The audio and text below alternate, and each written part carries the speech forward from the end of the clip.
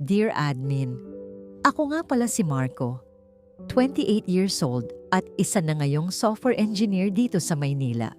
Matagal ko nang gustong ipadala ang kwento kong ito, pero sa totoo lang admin, hanggang ngayon masakit pa rin balikan ang mga nangyari sa pamilya namin. Siguro dahil may mga sugat talagang kahit gaano katagal ang lumipas ay hindi basta-basta naghihilom. Pero gusto ko pa ring ikwento ito dahil baka sakaling may mga taong makarelate sa pinagdaanan ko. Yung pakiramdam na habang buhay mong hinahanap ang pagmamahal ng sarili mong magulang, pero kahit anong gawin mo, parang hindi ka sapat. Lumaki akong walang ama, admin. Bata pa lang ako nang maghiwalay ang parents ko at hindi ko man lang nakilala ng maayos ang tunay kong tatay. Ang mommy kong si Veronica ang nagpalaki sa akin, pero kung tutuusin parang hindi rin. Madalas kasi siyang wala sa bahay. Kung hindi nasa galaan, nasa trabaho, o kaya may kasamang bagong boyfriend. Kaya ang totoong kasama ko habang lumalaki ako ay ang yaya naming si Manang Elsie.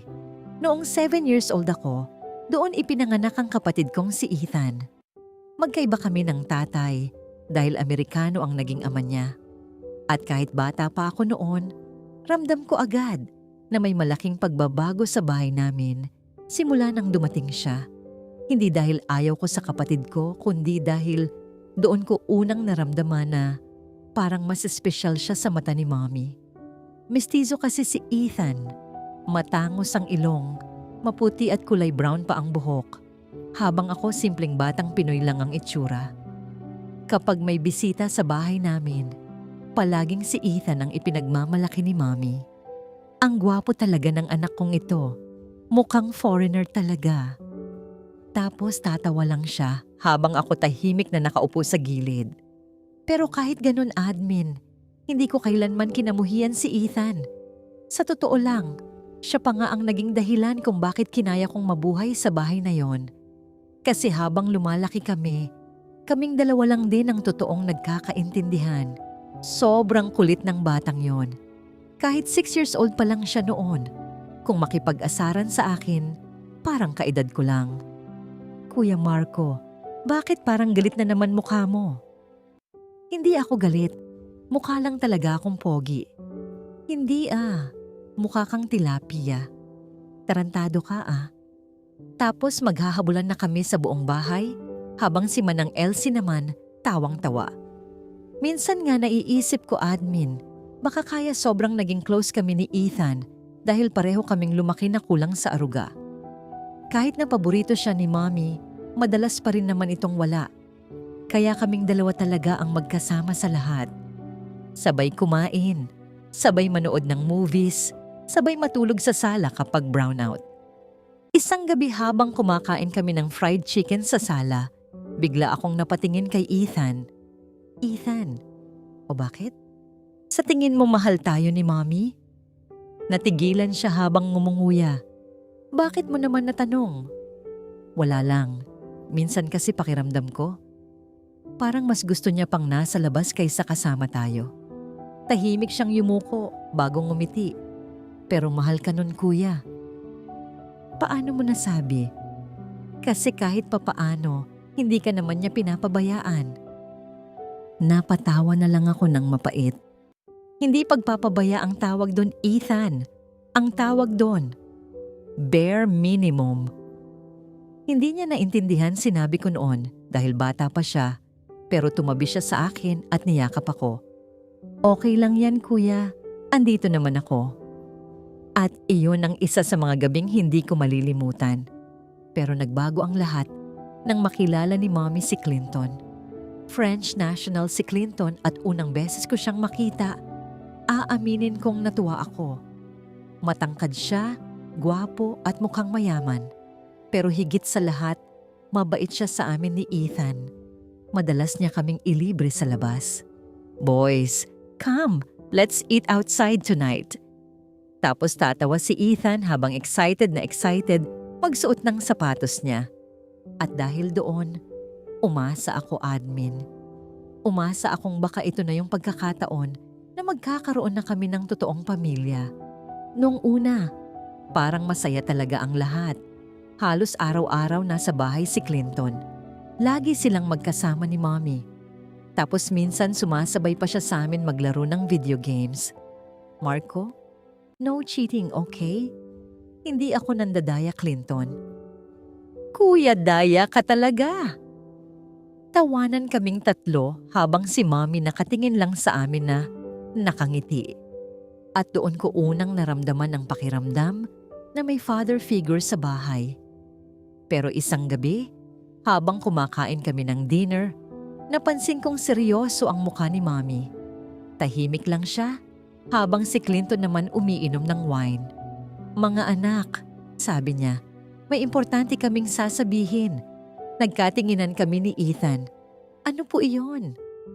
Huminga ng malalim si Mommy bago ngumiti. Magpapakasal na kami ni Clinton sa France.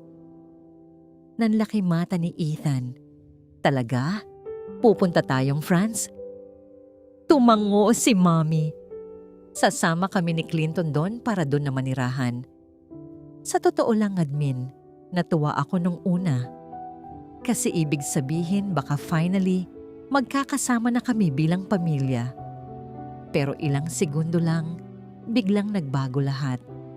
At napagdesisyonan namin na si Ethan muna ang isasama namin. Parang may sumabog sa tenga ko. Ano pong ibig niyong sabihin? Tahimik si Mommy habang si Clinton nakayuko lang. Marco, maiiwan ka muna dito sa Pilipinas. Pakiramdam ko noon biglang huminto mundo ko. Ha? Hindi pa kasi kaya na isama ka namin agad. Mahal ang buhay sa France at maliit pa lang ang apartment na titirahan namin. Hindi ako makapaniwala sa naririnig ko. Bakit si Ethan pwede? Marco, bakit siya pwede tapos ako hindi? Mas bata kasi ang kapatid mo at ano? Hindi ako kailangan? Biglang tumahimik buong bahay. Napayuko si Ethan habang nangingilid luha. Kuya, pero hindi ko na napigilan sarili ko. Alam ko naman noon pa man na mas mahal mo siya kaysa sa akin, pero hindi ko akalaing aabot tayo sa ganito. Marco! Sigaw ni Mommy. Hindi ba totoo? Simula bata kami siya na palagi mong pinapaboran. Tumayo si Mommy at galit akong tinuro. Hindi mo naiintindihan ang sitwasyon. Hindi, Mommy. Ikaw ang hindi nakakaintindi. Pamilya mo kami, pero kaya mo akong iwan dito para lang makapag-abroad ka. Nanginginig si Ethan habang umiiyak. Kuya, please! Pero wasak na ako noon. Anong klaseng ina ang kayang iwan ng sariling anak? Biglang tumayo si Mommy at akmang sasampalin ako, pero pinigilan siya ni Clinton. Lumabas ako ng bahay habang umiiyak. At sa unang pagkakataon sa buhay ko, admin, doon ko naramdaman na hindi pala lahat ng anak kayang mahalin ng pantay. Ilang araw naging malamig ang bahay. Hindi ako kinakausap ni Mommy habang si Ethan naman halos araw-araw umiiyak hanggang dumating ang araw ng pag-alis nila. Hindi ako sumama sa airport. Nagkulong lang ako sa kwarto habang naririnig kong umiiyak si Ethan sa sala. Bago sila umalis, pumasok siya sa kwarto ko. Pula ang mata niya sa kakaiyak. Kuya, hindi ako makatingin sa kanya noon dahil baka lalo akong bumagsak. Lumapit siya at niyakap ako ng mahigpit. Ayaw kong umalis. Hinawakan ko balikat niya. Kailangan mong sumama. Pero paano ka? Ngumiti ako kahit halos madurog dibdib ko. Ayos lang ako. Kahit hindi naman talaga. Kinuha ko cellphone ko at inabot sa kanya. O eto, sa'yo na. Bakit? Para may way tayo para mag-usap araw-araw. Umiiyak siyang yumakap sa akin. Promise, kuya. Hindi kita kakalimutan. Hindi ko alam bakit, pero mas lalo akong nasaktan doon. Kasi deep inside, pakiramdam ko ako ang makakalimutan nila. At tama nga ako, admin, dahil hindi ko alam na ang araw na yon ang simula ng pinakamadilim na bahagi ng buhay naming magkapatid. Pagkaalis ni na Mommy papuntang France kasama si Ethan, doon tuluyang nagbago ang buhay ko. Pakiramdam ko noon, parang may nawalan ng ilaw sa loob ng bahay at sa loob ko mismo. Hindi ko maipaliwanag, pero simula nang umalis sila, parang may parte sa akin na unti-unting namatay. Halos hindi na ako lumalabas ng kwarto. Madalas akong tulala habang nakatingin sa kisame at iniisip kung ano bang kulang sa akin at bakit napakadaling iwanan ng sarili kong ina. Ang mas masakit pa roon, admin, wala man lang message o tawag si Mommy pagkatapos nilang makarating sa France. Para bang bigla na lang akong nabura sa buhay niya. Si Ethan lang ang palaging nagme-message sa akin noong una. Araw-araw halos puno ng notifications ang cellphone ko mula sa kanya. Kung ano-anong pictures ang sinisend niya. Minsan nasa harap siya ng Eiffel Tower habang nakangiti. Minsan naman nasa isang maliit na cafe habang umiinom ng hot chocolate. May mga video rin siyang sinisend habang excited magsalita. Kuya, tingnan mo may snow dito. O kaya, kuya, sobrang lamig dito, nanginginig ako. Kahit sobrang sakit sa dibdib ko, pinipilit kong ang ngumiti tuwing nakikita ko siyang masaya. Kasi iniisip ko noon, kung hindi man ako naging sapat para kay Mommy, at least naging maganda naman siguro ang buhay ng kapatid ko. Pero habang tumatagal, napapansin kong unti-unting nababawasan ang messages niya. Dati bawat oras nagchat-chat siya, hanggang sa naging once a day na lang. Tapos every few days na lang, hanggang dumating sa puntong minsan 1 week bago siya ulit magparamdam. Nung una iniintindi ko pa, sinasabi ko sa sarili ko na baka busy lang siya sa school o kaya nag-a-adjust pa sa bagong buhay. Pero habang tumatagal, pakiramdam ko parang dahan-dahan na rin akong kinakalimutan ng nag-iisang taong pakiramdam kong tunay na nagmamahal sa akin. Doon nagsimula ang depression ko, admin. Naging pasaway ako. Madalas akong hindi umuwi sa bahay ni Lola Cora. Natuto akong uminom kahit teenager pa lang ako noon. Minsan nakikipag-inuman ako sa mga tambay sa kanto kahit hindi ko naman talaga sila kaibigan. Gusto ko lang may kasama. Gusto ko lang maramdaman na hindi ako nag-iisa. Pero sa tuwing uuwi ako sa bahay ni Lola, lagi niya akong inaabangan sa may pintuan. Hindi siya galit. Hindi siya sumisigaw. Yakap lang agad. Anak, kumain ka na ba? At doon ako mas lalong naiiyak. Minsan nadatnan niya akong lasing na lasing sa sala habang umiiyak. Umupo siya sa tabi ko at hinaplos buhok ko. Masakit pa rin ba? Hindi ako nakasagot noon. Umiyak lang ako ng umiyak habang yakap siya. Para akong batang nawawala. Bakit po ako iniwan ni Mommy? Tahimik lang si Lola bago siya napabuntong hininga. Hindi ikaw ang may problema, Marco. Pero kahit sabihin niya yon, hindi ko pa rin mapigilan sisihin sarili ko. Isang gabi habang kumakain kami ni Lola ng dinner, bigla niya akong kinausap tungkol kay Mommy. Alam mo bang gusto kang ipalaglag noon ng Mommy mo? Parang natigilan buong katawan ko. Ha? Ayaw ka niya noon dahil natatakot siya sa responsibilidad. Pero ipinaglaban kita. Hindi ako nakapagsalita. Parang may malaking bato na bumagsak sa dibdib ko. Pero bakit po parang galit siya sa akin habang lumalaki ako? Hindi ka niya galit. Mahina lang talaga ang Mommy mo pagdating sa responsibilidad. Hindi ko alam kung dapat ba akong matuwa o masaktan sa sinabi ni Lola. Pero simula noon, doon ko naisip na baka buong buhay ko talagang naghahabol ako ng pagmamahal na hindi naman kayang ibigay sa akin. Pero sa kabila ng lahat, si Lola pa rin ang dahilan kung bakit unti-unti akong bumangon. Siya ang nagpilit sa akin bumalik sa pag-aaral. Siya ang nagpapaalala sa akin araw-araw na may silbi ako. Hindi habang buhay nasa baba ka, Marco. Darating din panahon mo. At tama siya. Unti-unti kong inayos buhay ko. Nag-focus ako sa pag-aaral hanggang sa nakapagtapos ako ng software engineering. Hindi naging madali. Dahil working student ako noon, pero tiniis ko lahat. Gusto kong patunayan sa sarili ko na kaya kong mabuhay. Kahit iniwan ako ng pamilya ko. Pagkatapos kong makahanap ng magandang trabaho sa Maynila, nagsimula ulit akong mag-ipon ng lakas ng loob para kontakin sina Mommy at Ethan. Sa totoo lang, admin, galit pa rin ako noon kay Mommy, pero mas lamang na yung pangungulila ko sa kapatid ko. Gusto ko siyang makita. Gusto kong marinig ulit siyang tawagin akong kuya. Kaya isang araw, nag-message ako kay Mommy sa social media. Mommy, kamusta po kayo?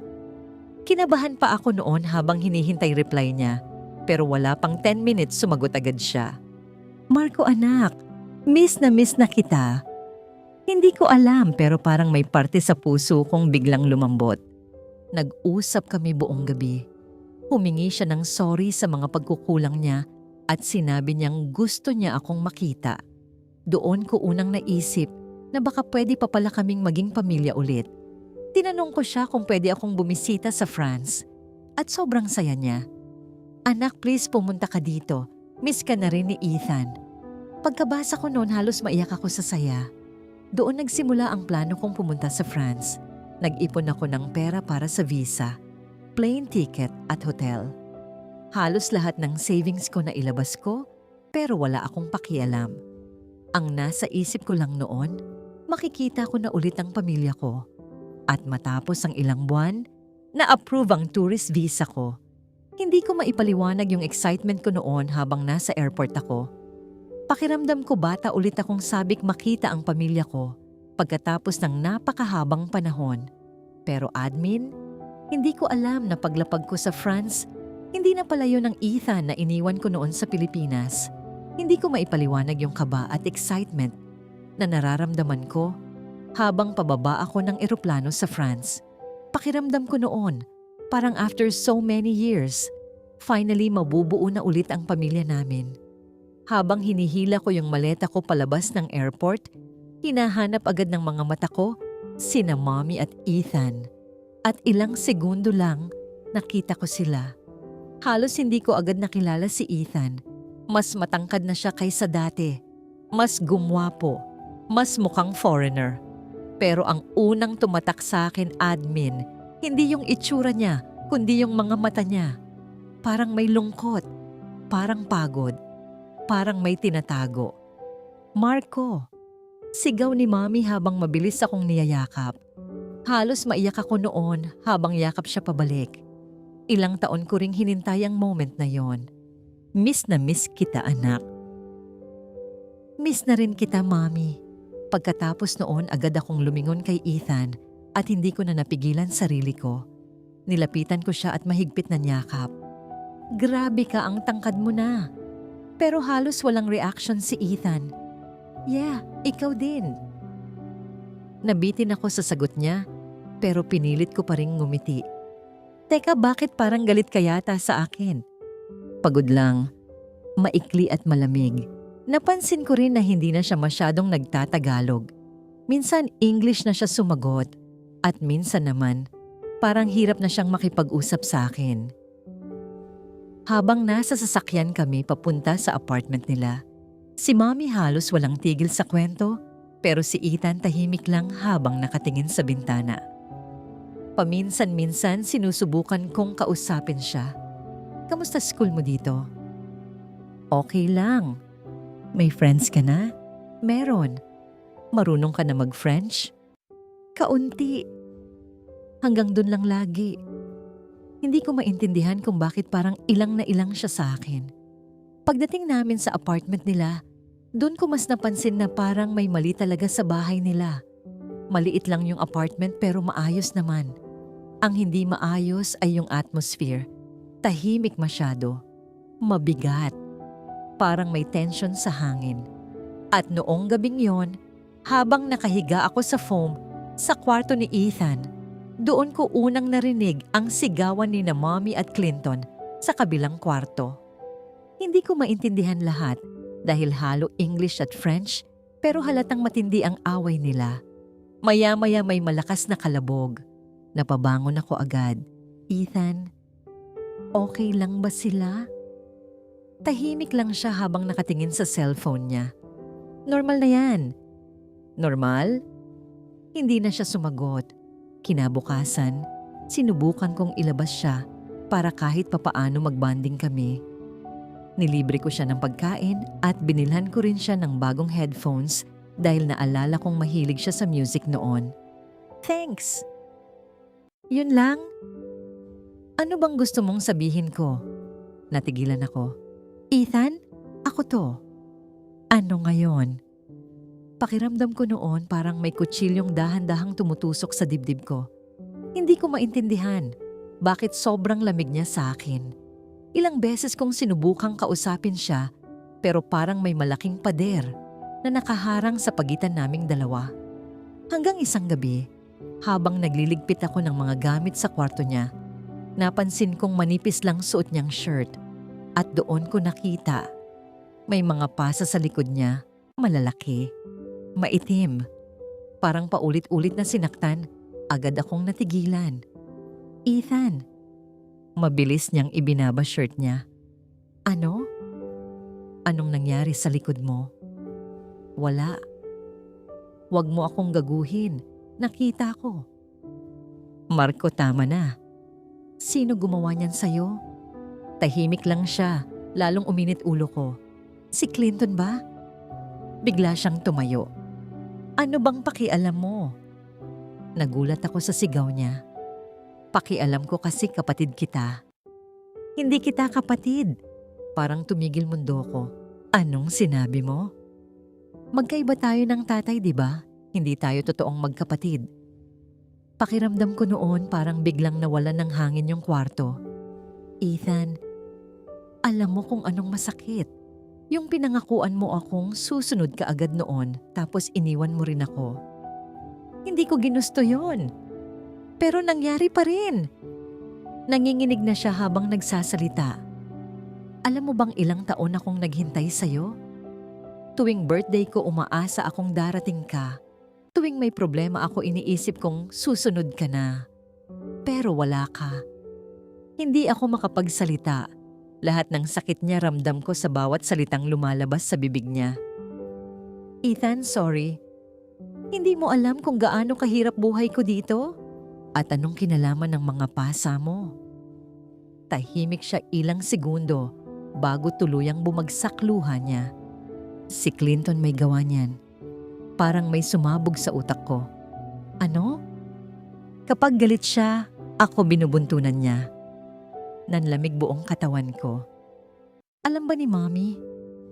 Tumawa siya ng mapait habang umiiyak. Alam niya. Anong ibig mong sabihin na alam niya? Wala siyang ginagawa. Pakiramdam ko noon gusto kong sugurin agad si Clinton. Hayop siya. Shh! Huwag kang maingay. Hahayaan ko lang, binubugbog ka ng hayop na yon. Wala ka namang magagawa. Meron. Wala, Marco. Sigaw niya habang umiiyak. Kailangan namin siya. Kailangan siya ni Mommy para maging legal resident kami dito. Hindi ako makapaniwala. Ipinagpalit ng sarili naming nanay ang kaligtasan ng anak niya para sa pangarap sa abroad. Gaano katagal ka nang sinasaktan? Hindi siya agad sumagot. Simula 13 years old ako. Parang nadurog puso ko. Bakit hindi ka nagsabi sa akin? Ano bang magagawa mo noon? Wala ka naman dito. At doon ako tuluyang nawasak kasi tama siya. Habang nagmumukmok ako sa Pilipinas dahil feeling ko iniwan ako. Ang kapatid ko naman pala araw-araw dumadaan sa impyerno sa France. Bigla siyang yumakap sa akin habang umiiyak. Kuya, pagod na ako. At sa unang pagkakataon matapos ang maraming taon, narinig ko ulit siyang tawagin akong kuya. Mahigpit ko siyang niyakap. Tapos na, hindi na kita iiwan ulit. Please, iuwi mo na ako sa Pilipinas. Napaiyak na rin ako noon. Kahit anong mangyari, iuuwi kita. Pagkatapos kong malaman ang lahat ng ginawa ni Clinton kay Ethan, hindi na ako nakatulog ng maayos noong mga sumunod na gabi. Kada makikita ko yung mga pasa sa katawan ng kapatid ko, parang gusto kong patayin si Clinton gamit ang sarili kong mga kamay. Hindi ko matanggap na habang iniisip kong mas maganda ang buhay ni Ethan sa France, araw-araw naman pala siyang dumadaan sa impyerno. Mas masakit pa roon, alam pala lahat ni Mommy pero pinili niyang manahimik. para lang hindi masira ang pangarap niyang maging legal resident. Kinabukasan kinausap ko agad si Mommy habang nasa kusina siya. Tahimik lang siyang gumagawa ng coffee. Nang lapitan ko siya, "Mommy, kailangan nating umuwi ng Pilipinas." Hindi siya agad sumagot. Parang alam na niya agad ang sasabihin ko. "Hindi pwede, Marco." "Hindi pwede? Binubugbog si Ethan ng asawa mo." Napapikit lang siya habang nanginginig ang kamay niya sa hawak na tasa. "Hindi mo naiintindihan ang sitwasyon. Hindi ako yung hindi nakakaintindi, Mommy. Ikaw. Paano mong natitiis na saktan anak mo?" Bigla niya akong hinarap habang namumula mata niya. "Akala mo ba madali lahat ng ito para sa akin? Mas mahirap ba kaysa nakikita mong duguan kapatid ko?" Natigilan siya pero maya-maya yumuko rin. "Konting tiis na lang, Marco. Kapag naging permanent resident na kami, maayos din ang lahat." Napatawa ako ng mapait. "Walang maayos dito, Mommy. Wasak na si Ethan." Noong gabing iyon, nadatnan kong tahimik lang si Ethan habang nakaupo sa gilid ng kama niya. Nakatingin lang siya sa sahig habang naka-headset. Umupo ako sa tabi niya. "Sumama ka sa akin pauwi." Hindi siya agad sumagot. "Paano si Mommy?" Hindi ko siya mapipilit kung ayaw niya. Napapikit siya habang nanginginig ang labi. "Ayoko na dito, kuya." Doon tuluyang nadurog puso ko. Hindi na yung dating makulit kong kapatid yung kaharap ko. Pakiramdam ko may parte sa kanya na matagal nang namatay dahil sa trauma. Ilang araw kong pinag-isipan kung paano ko siya may uuwi sa Pilipinas. Halos maubos savings ko kakabook ng emergency flight pero wala akong pakialam. Ang importante mailayo ko siya kay Clinton. Ayokong umabot sa puntong may masamang mangyari pa sa kanya. Noong araw ng alis namin, hindi pa rin pumapayag si Mommy. Habang nag-iimpake si Ethan, paulit-ulit niya kaming pinipigilan. "Hindi niyo naiintindihan. Masisira lahat ng plano natin." Pero first time yata sa buhay ko na hindi na ako natakot sagutin siya. "Mas importante pa pala yung residency mo kaysa anak mo." Napaiyak siya pero hindi na ako natinag. Kapag may nangyari kay Ethan habang nandito siya, hindi ko kayang patawarin sarili ko. Tahimik lang si Ethan buong biyahe papuntang airport. Nakatingin lang siya sa labas habang hawak ng mahigpit yung passport niya. Paminsan-minsan, napapansin kong nanginginig kamay niya. Kaya hinawakan ko balikat niya. Tapos na okay, hindi ka na babalik sa impyernong yon. Doon siya biglang napaiyak.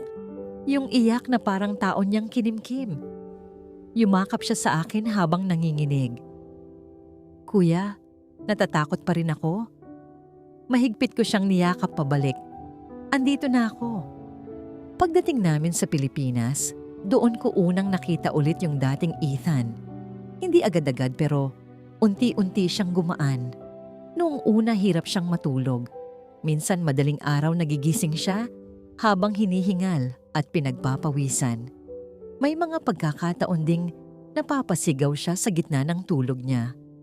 Kaya madalas, tinatabihan ko siya hanggang makatulog ulit. Maliit lang yung kondo na inuupahan ko sa Pasig. Pero doon kami nagsimulang bumuo ulit ng panibagong buhay. Ako na lahat, halos gumagastos para kay Ethan. Pero hindi ako nahirapan. Sa totoo lang, admin, mas masaya pa akong gumastos para sa kapatid ko kaysa bilhan sarili ko ng kung ano. Kasi pakiramdam ko binabawi ko yung mga panahong wala ako sa tabi niya. Tinulungan ko siyang makapag-enroll ulit dito sa Pilipinas. Nahirapan siya noong una dahil naninibago siya sa sistema dito. Minsan nga tatawa pa siya habang kumakain kami. "Kuya, parang mas mahirap pa mga estudyante dito kaysa sa France." Siyempre naman, Pilipino tayo eh. At doon ko ulit nakita yung totoong ngiti niya. Yung ngiting matagal kong nawala. Tuwing weekends lumalabas kami para gumala. Minsan simpleng food trip lang. Minsan nanonood kami sine. Minsan naglalaro lang kami ng video games buong gabi, gaya nung mga bata pa kami. Unti-unti parang bumabalik yung relasyon naming magkapatid. Isang gabi habang nasa sala kami at naglalaro ng mobile games, bigla siyang tumayo at may kinuha sa bag niya. "Kuya, may papakita ako sa'yo." "Ano yon?" Ngumiti siya habang may inilalabas na lumang cellphone. Halos mapatitig ako noong makita ko yon. "Hindi pa pala sira yan?" Tumawa siya ng mahina. Iningatan ko talaga. Yun yung cellphone na binigay ko sa kanya bago siya umalis papuntang France many years ago.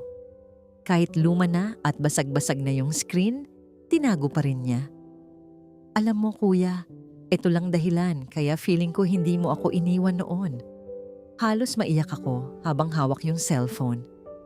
"Ethan, kapag sobrang hirap na hirap ako dati sa France, tinitingnan ko lang yan. Tapos iniisip ko na may kuya pa rin akong nagmamahal sa akin." Hindi ko napigilang yakapin siya ng mahigpit. "Sorry kung hindi kita agad na iligtas." Umiling siya habang umiiyak din. "Hindi mo kasalanan." Unti-unti naging tahimik at masaya buhay namin. Pero kahit ganon, hindi nawawala yung pag-aalala namin kay Mommy. Madalas pa rin kaming mag-usap sa video call pero halata naming hindi siya okay. Mas pumapayat siya at mas mukhang pagod. Minsan habang kausap namin siya, parang may takot sa mga mata niya pero pilit niya pa rin itinatago. Hanggang isang gabi habang nanonood kami ni Ethan ng movie, may narinig kaming malakas na katok sa pintuan ng kondo. Nagkatinginan pa kami dahil halos 11 na ng gabi noon. Tumayo ako para buksan yung pinto, pero pagharap ko, halos mawalan ako ng hininga dahil ang taong nakatayo sa harapan ko habang umiiyak at nanginginig ay si Mommy. Halos mawalan ako ng hininga nang makita ko si Mommy sa labas ng kondo ko noong gabing iyon. Gusot-gusot buhok niya, namumugto mata niya at nanginginig pa yung mga kamay niya habang may hawak na maliit na bag. Sa sobrang gulat ko, ilang segundo akong hindi nakapagsalita. "Mommy?"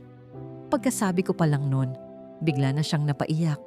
"Anak, patawarin niyo ako." Agad namang tumakbo si Ethan palabas ng sala nang marinig boses niya. Pagkakita niya kay Mommy, natulala rin siya. "Mommy." Bigla siyang niyakap ni Mommy ng mahigpit habang humahagulgol. "I'm sorry anak, I'm so sorry." Hindi ko alam, pero habang pinapanood ko silang dalawa nun, parang may mabigat na parte sa puso ko na unti-unting gumagaan. Pinapasok namin siya sa loob at doon niya unti-unting ikinuwento lahat. Nahuli raw niya si Clinton na may ibang babae. Noong kinumpronta niya ito, nagwala raw ang lalaki. Sinira ang mga gamit sa apartment at muntik pa raw siyang saktan. Mas lalo raw siyang natakot nang makita niyang binasag ni Clinton lahat ng natitirang gamit ni Ethan sa kwarto nito. "Doon ako natauhan, Marco." Umiiyak niyang sabi habang hawak-hawak kamay ni Ethan. "Doon ko na-realize kung gaano kalaki yung kasalanan ko sa inyong dalawa." Tahimik lang si Ethan habang nakayuko. Kita ko pa ring nanginginig yung kamay niya, kaya hinawakan ko balikat niya. Biglang napaiyak si Mommy habang nakatingin sa amin. Hindi ako naging mabuting ina. Masyado akong nasilaw sa pangarap kong buhay abroad. Hindi ko nakita na unti-unti ko na palang sinisira pamilya ko. Hindi ako agad nakasagot noon. Sa totoo lang, admin, maraming beses kong pinangarap na marinig yung mga salitang yun mula sa kanya, pero noong dumating na, parang wala na akong lakas para magalit. Lumapit si Mommy kay Ethan at hinawakan mukha niya. "Anak, patawarin mo ako. Alam kong hinayaan kitang masaktan. Wala akong kwentang ina." Biglang napahagulgol si Ethan at yumakap sa kanya. "Mommy, natatakot ako." Doon tuluyang bumagsak lahat ng emosyon naming tatlo. Habang yakap-yakap namin isa't isa sa maliit kong sala, pakiramdam ko first time ulit naming naging totoong pamilya matapos ang maraming taon. Noong mga sumunod na linggo, doon pansamantalang tumira si Mommy sa kondo ko. Kahit maliit lang yung place, mas masaya pa rin dahil kompleto na kami. Nakahanap agad siya ng trabaho bilang receptionist sa isang hotel At tumutulong na rin siya sa gastusin sa bahay. Paminsan-minsan, nahuhuli ko siyang umiiyak mag-isa, lalo na kapag tulog na kami ni Ethan. Ramdam kong kinakain siya ng guilt sa lahat ng nangyari. Minsan nadatnan ko siyang tahimik na nakaupo sa balcony habang nakatingin sa malayo. Umupo ako sa tabi niya. "Okay ka lang?" Napangiti siya ng mahina pero halatang pilit. "Alam mo, Marco, buong buhay ko akala ko pera at ibang bansa ang magpapasaya sa akin. Hindi ko alam na habang hinahabol ko yung pangarap na yon, nawawala na pala kayo." Hindi ako agad nakasagot. Sa dami ng sakit na pinagdaanan ko dahil sa kanya, hindi ko akalaing darating din yung panahon na maaawa ako sa sarili kong nanay. "Mami, tapos na yon." Napaluha siya habang nakatingin sa akin. "Hindi ko alam. Paano niyo pa ako nagawang patawarin?" Unti-unti ring gumagaan yung pakiramdam ni Ethan. Mas madalas na siyang ngumiti at tumawa. Hindi na kagaya dati na laging takot at balisa. Pero kahit ganoon, may mga gabi pa ring binabangungot siya. Kaya dinala ko siya sa psychologist para matulungan siyang makapag-heal ng tuluyan. Supportive naman si Mommy sa lahat. Minsan nga, siya pa yung unang yumayakap kay Ethan kapag inaatake ito ng anxiety. Isang araw habang sabay-sabay kaming kumakain ng dinner, bigla na lang nagsalita si Ethan. "Alam nyo, mas masaya pala dito sa Pilipinas." Napatawa kami ni Mommy. "Talaga?" Tanong ko. "Oo naman. Dito kasi hindi ko kailangang matulog ng takot." Biglang natahimik si Mommy pagkatapos noon habang naiiyak. Agad naman siyang niyakap ni Ethan. "Okay na, Mommy. Nandito na tayo." At doon ko na-realize na kahit gaano kalaki yung sugat na iniwan ng nakaraan, posible pa rin palang maghilom kapag pinili niyong magsama-sama ulit bilang pamilya. Makalipas ang ilang buwan, may natanggap kaming balita mula sa isa sa mga kaibigan ni Mommy sa France. Pumanaw na raw si Clinton dahil sa isang gulo sa bar. Hindi ko alam ano dapat kong maramdaman noon. Parte sa akin galit pa rin sa kanya dahil sa lahat ng ginawa niya kay Ethan, pero may parte rin sa akin na parang napagod na lang magalit. Ang importante para sa akin noon, wala na siyang kakayahang guluhin ulit buhay namin. Tinulungan ko si Mommy na makahanap ng French lawyer online para maayos ang divorce nila nang hindi na niya kailangang bumalik pa sa France. Hindi naging madali at sobrang mahal ng proseso, pero tiniis namin. At noong araw na officially finalized na ang divorce nila, first time kong nakita si Mommy na ngumiti ng maluwag. "Malaya na rin ako," mahina niyang sabi habang umiiyak. "Ngayon, admin, tuloy-tuloy lang kami sa simpleng buhay namin. Ako nagtatrabaho pa rin bilang software engineer. Si Ethan tuloy lang sa pag-aaral at si Mommy naman, mas naging present na sa amin kaysa dati. Minsan, sabay-sabay pa kaming nanonood ng movies hanggang madaling araw habang nagtatawanan. Yung mga simpleng bagay na dati, imposible naming maranasan bilang pamilya.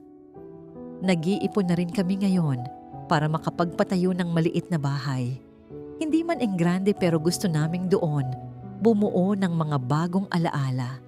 Mga alaala na walang sigawan, walang takot at walang trauma. Sa lahat ng nangyari sa buhay ko, admin, isang bagay ang natutunan ko. Hindi lahat ng pamilya perfect.